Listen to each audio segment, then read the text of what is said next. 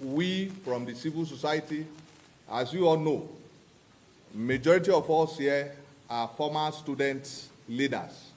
Amongst us here, we have former SUG presidents, even presidents of NANS, Senate President Atiku. And today, we'll be addressing the states of the Union, a Federal Polytechnic, Auchi, the SUG election.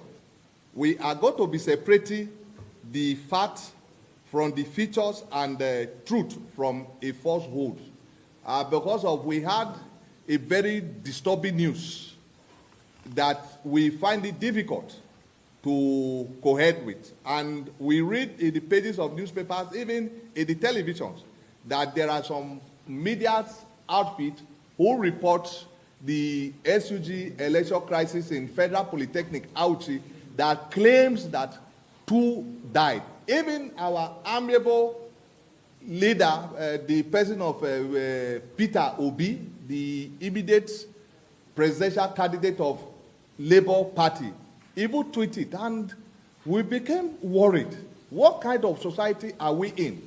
And we as civil society, we have to make fact check to discover that all were false, there was no life loss, and there was a minor crisis, and the way and manner this was blown, and we deem it fit, as former student leaders, there is need for us to address the world and tell them the true story, what the facts are, to separate it from the falsehood that are being spreading cut across the world. So I will be calling on Comrade Igwe Ude Umanta, who is a co-convener, to take on the press statement. Students' Union government election crisis, separating facts from fiction and truth from falsehood. On Saturday, July 5, 2025, the Nigerian public was jolted by a disturbing, trending video and subsequent media reports of violence during the Student Union Government SUG election in the Federal Polytechnic, Auchi, Edo State. Some of the reports claim that 2 students were killed and several others injured. This is absolute falsehood, established absolute falsehood. And those sections of the media could not even wait to obtain a verified official report from the school management or security agencies before running to publish what, aggravated tension unnecessarily in the institution. And therefore, for those who push this narrative, the media houses, they stand condemned for this undue sensationalism and unethical practice.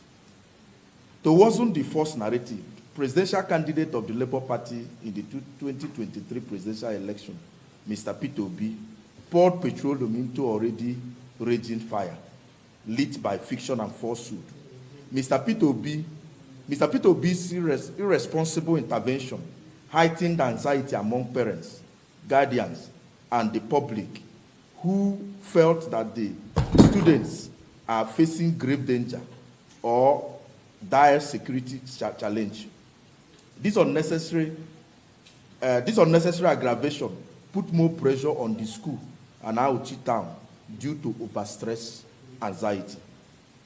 Though we are aware of Mr. Obi's political attention-seeking schemes, which are within his rights, we are so worried about why he will post an unverified news, even when he can easily access institutions that can give him the correct information.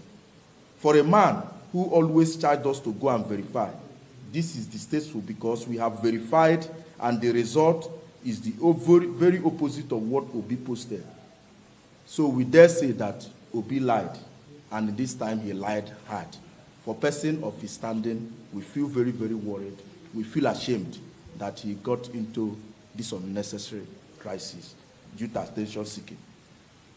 We hope that he will have the humility to apologize and retract his statement.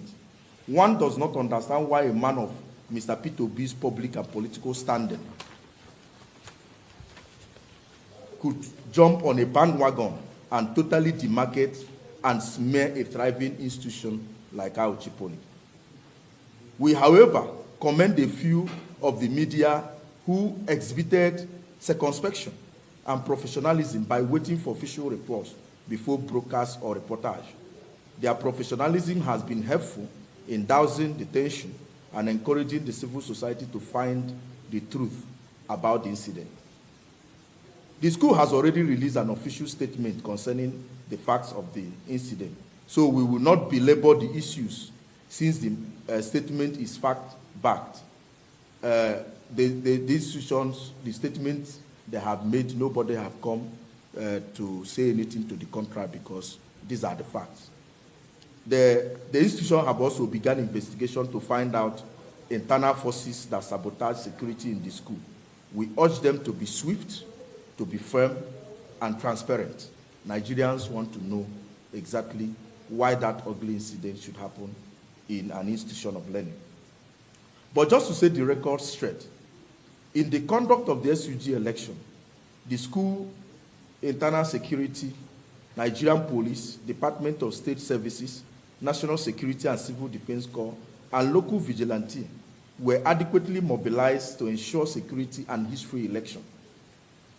The security reports and the report of the National Association of Polytechnic Students, NAPS, who are officially accredited observers, confirmed that it was not a question of lack of security or management negligence, but clearly the work of fifth columnists who had concealed ulterior motive. So we dare say that there's a sabotage from within, and that is what the school have to unravel and make the public know. This sabotage led to allowing access to some members of the local community into the school to disrupt the election when their preferred candidate was clearly losing. These locals carried knives to scare students. This is contrary to the first report that they were shooting at students. It was the mobile police force that reportedly shot tear gas to disperse them. In the ensuing confusion, students were running and screaming. One student who is an asthma patient fainted, but she immediately regained consciousness at the school clinic and was observed in a matter of few hours before being allowed to go home. That is what our finding is. That was the highest of that incident. The highest of what happened was a student that maybe because of the tear gas. We challenge anybody with a contrary claim to provide the identities of any dead student from the incident. Having set this record straight, as persons who were involved in various levels of student movement in Nigeria and had, under the civil society banner, worked extensively with institutions of learning, we hereby recommend as follows. We actually experiencing this kind of thing, and we are recommending to the school as follows. 1, the SUG election should be suspended forthwith till all surrounding and emerging issues are sorted. 2, an interim arrangement should be put in place for a very brief period for student management engagements, since nature adverse a vacuum. We are not encouraging a protracted interim arrangement or caretaker, because we have always advocated participatory democracy among the students. But in the course of what happened, it's important that students must have somebody that represents them on the table of management, student management engagement. So that arrangement should be made so that students can have their voice and have their welfare issues appropriately channeled. 3, the report of the National Association of Polytechnic Students, NAPS, who were on ground and saw things for themselves, should be carefully considered and implemented. This includes meting adequate sanctions and prosecution of culprits and their collaborators. NAPS actually felt that what happened was a sabotage and it was a crime that committed, and they are urging not just for sanctions of punishment within the campus, they're also inviting the security agencies to take action and prosecute those who are involved. We are aligning with that. If that investigation, if it is studied and that observation is correct, we will align with that position that those people should not go unpunished because that was a national embarrassment. 4, yes, there should be a consideration of electronic voting system in the future, especially in line with the innovations and excellence being vigorously pursued by the present leadership of our Chipoli. This is a center of innovation, and we think that it is time for them to go through electronic voting that will now make the issue of coming to hijack ballot boxes and then, causing unnecessary chaos unnecessary. It should also serve as part of, scholarship and innovation for the institution. 5, it should be convened an internal stakeholders meeting to address all matters and concerns arising from the incident.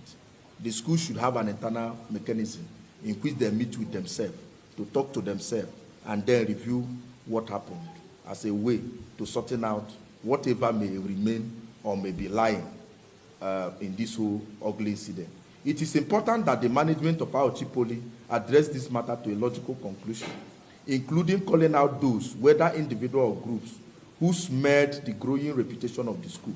But in doing so, it must act decisively and transparently in addressing the matter so that Nigerians will be satisfied that all is and has always been well with the institution. You know that there's worry now, some concerns, but those who know what happened know that there is no cause for alarm. But it is left for the institution to make that reassurance, doubly sure. We wish the rector of the institution, Dr. S.S. Umar, his team, the governing council, and indeed the ever-resilient students all the best. We applaud the prompt response to the disruption and the actions taken so far to restore factory-setting order to our Chipoli. All the best. I thank you, and I thank you, the media, for this coverage that exists to find solutions to hard challenges. So it is for them to build a system that is foolproof, and it is by learning from experiences, because many other schools have gone into that system, and when they started there were issues. Now most of them have stabilized. So we're encouraging them. You see, we will not be able to discover new oceans until we have the courage to lose sight of the shore. So they must move from that, because this one is not working where people can just come from local community and then carry knives and then chase everybody. It is better that you have some hitches in the electronic, then observe the problems you have and improve on it and stabilize. Even University of Abuja here, when they started there, I got involved because I was SUG president there. Now I don't have concern going to monitor, because over time they have stabilized their system. Nobody goes to bother anybody. There have not been litigation, there have not been crisis, because the system, they have been able to manage it